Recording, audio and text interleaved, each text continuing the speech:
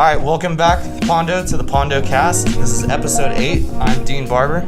I'm Dean Garcia. I'm taking Isaac's spot today. And today's our special guests are Miss Walker and Miss Peterson. Thank you for having us. Of course. Likewise. So why don't we just start out with you guys telling us a little bit about yourselves, whatever you guys want the viewers to know. Go ahead.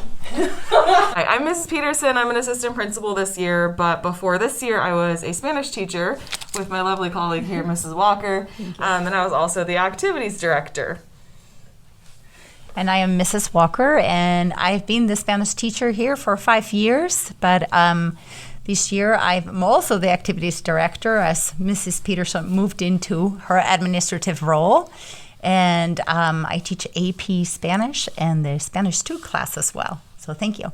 Do you want to talk a little bit about your role at Pondo and like kind of what you guys do here? As an assistant principal, I do a bunch of different things. So I'm like overseeing supporting teachers. So I help with like technology stuff. I help oversee some of the different departments, and I see my job this year as being more about supporting teachers so they can support you guys in the classroom. I deal with discipline stuff, so if you haven't met me this year, maybe that's a good thing. It means you haven't gotten in trouble. Well, and as a Spanish teacher, obviously, I carry the duties of, any teacher.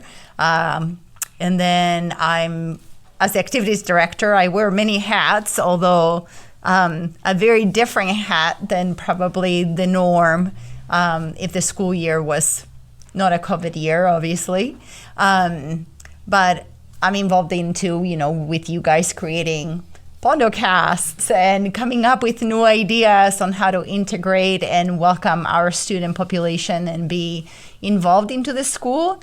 And then hopefully this year we get to do a prom for our seniors and do some activities, recognize our staff on a monthly basis, and our students do some fundraising. So lots of different things and many more than other people probably will never know about. But it's all good. I actually have a question for you guys. Same question. What do you think that we do all day? Yes. So, in a student's perspective, what does an assistant principal do? We'll start with that one then. Well, I would say that you definitely deal with students getting in trouble, as we experienced right before we started filming this podcast. As for Miss Walker, I think that your biggest job that I see you do is corralling us in leadership, because that is definitely a job in itself. I mean, when you say like assistant principal, I kind of think like you're like assisting everybody. That's kind of how I see it. So like basically all the normal duties of like a principal, but you're, like you said, your role this year is more assisting like the students and the teachers and stuff like that. And I feel like Miss Walker kind of does like everything. Like you're doing so much like all the time. So most of your like just like ASB mom. It's kind of how I see it. Like you literally like you take care of everything in ASB. So yeah. I find the mom attribute actually very endearing. I have to say. A fun question that we like to ask some people who work here are what memorable, funny stories do you have from being here, working here at all? What about the crickets for Secret Santa? Oh my gosh. Okay, that's actually a really good one. Okay, so in leadership, something that we do every year is like a Secret Santa gift exchange. And so everyone gets matched up with someone else in the class, and we do different gifts. And so it was my first year as activities director, and I was like, oh, this is a cute little tradition. And people like secretly put their stuff in the classroom so you don't know whose it's from. And the first step is to like write just a letter. And so everyone just had a letter from their Secret Santa, and they kind of like drop hints or do something funny and stuff. But mine wasn't a letter, it was a box. And I was like, oh, this is so cute. Like someone gave me a present instead. Like, wow, like I'm going to open this. And I open it, and it's full of crickets, like literal actual crickets. And so I screamed and I threw the box, like not thinking. And then like what happens, but crickets go all over the classroom. And bless, it was like Jaden Littell Fry. She was like running around trying to like catch them and like put the box away. And I was just screaming still, like just so confused that there was a box of actual live crickets that somebody gave to me. So yeah, that happened. And then we had to institute a policy of no live or once live animals at any point, because someone else tried to give like a mouse. Yeah. And it got out. So Yeah. The story that I heard before I joined ASB was Ronnie with his sus fish. That was pretty fantastic. I'm pretty sad I missed that, but yeah, I think that was like kind of like the head of like no animals or dead animal policy was his fish.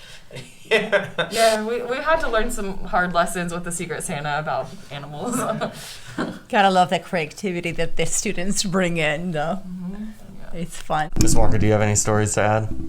I think the funniest story that happened to me here was I oversee the speech and debate club as well, and so they know I'm fond of certain actors, and so they gave me a cutout of El Huey. And so when they brought him in, they hid him behind my classroom screen. And so I thought that there was a man hiding in my classroom because I got here really early and it was kind of dark, and it kind of freaked me out that all I saw was these two legs coming out behind the screen. And there was no one there. No one knew how scared I was, but I was like, is that a real person? And then I lifted the screen and there he was. So Huey. I keep Huey in my classroom. Yeah, I was gonna say from like my time in your class, my freshman year, that was like one of my favorite things about like the decor of your classroom was just El Huey in the corner, and it was kind of never explained, so that's why it made it more funny to me. Is that I'm like, why is he there? I'm like, I don't know, it's great. So. Does he still wear a poncho? No, I have him in his tuxedo right now. He, depending on the season, I put the poncho on and off. It's not that cold now. My favorite part is that you, in your classroom, you label everything, like the desks, you label the bookshelves, you label the lights or whatever, and you labeled El Huey with a thing across his Actually, chest. my speech and debate kids did that for me. They also put a shrine for him. I don't know if you ever noticed. There's a shrine, a Spanish shrine, right? Una ofrenda is called. Yeah. In the back of my classroom. So I actually thought that was hilarious. They put candles and flowers for him. So I like that they actually took it upon them to integrate the cultural part of it. That is beautiful, yeah. Yes. They're using what they learned. Right, exactly. Right? So how did you guys meet? Here. We met at Ponderosa. Yeah. Miss Pete had already been here for a year. I think the first time we met was actually at Mr. January's house. Yes. He had like a end of the year celebration or something, and so that was the first place that we actually met. And then we started working next door to each other. Her classroom and mine were like close to each other in the P buildings, and so yeah, the rest is history. Yes. Miss Pete helped me a lot because I had been out of the classroom for 10 years while I was raising my kids, and so I was coming back and into the classroom, and I hadn't been a high school teacher before. I taught middle school and elementary school, and so I needed lots of help that first year, and my goodness, thank God for that. And then I think that summer, immediately after, right, I was going to Spain with my kids for the entire summer, and she was taking a trip, right, with her friends, and I said, well, why don't you just come by Spain on your way back? Just swing by Spain. It's right there. Yeah. And I remember her saying, you were going to Thailand, correct? She's like, well, I'm going to Thailand. Thailand's not close to Spain. And I said, yeah, but you can get a really cheap ticket from there to Spain. And it was true, right? Yeah, that's true. Yeah. So she came through the Soviet Union. It was a crazy day. So I left Thailand, spent a couple hours in Russia, and then landed in Spain. And so I didn't know what language was happening. I had no idea what side of the street I was on. Anyway, we spent our summer together at the beach, well, in Barcelona first, and then in the southern part of Spain, and it was super fun. I don't know when. Really, that was, working here and having a summer holiday together, and we just have always hit it off, I guess. That's awesome. Yeah, I was going to say, because I had you my freshman year for Spanish and my sophomore year for Spanish, I had Miss Peterson, and it's cool. I could see, like, some of Miss Peterson's influences in your teaching. Like, they were very similar, so it was, like, kind of easy to go from one to the other with, like, the warm-ups and stuff like that. Yeah. So that was cool. I could tell you guys were best friends. I'm like, oh, like, they're... We actually kind of thought that would be the best thing to do it, because we always thought if students needed to move classes, it wasn't a shock to have a teacher that did everything so differently that you couldn't, keep up. And so at the beginning, we actually found that it was very beneficial for our students that we did that. Yeah, definitely. It was super fun to have someone to work with. I mean, like, we created, like, projects and stuff, and, like, one thing I don't think students realize is, like, how, like, I mean, we'd be here till, like, late hours of the night, like, Yes. working on projects, trying to figure out, like, I don't know, what do we do, like, the restaurant, like, little scene. Yes. Or, like, Fashion shows. like, trying to come up with, like, these different things. It was really fun to have someone to work with and put some of that stuff together, so. Yeah. Yeah, some of my best memories from those 2 years were doing the video projects for both your classes. And like also I remember being terrified for like the dining table scene where you had to order and like talk. That was terrifying, but that was just all super fun. Well, as long as you have learned how to set the table, that's all I care.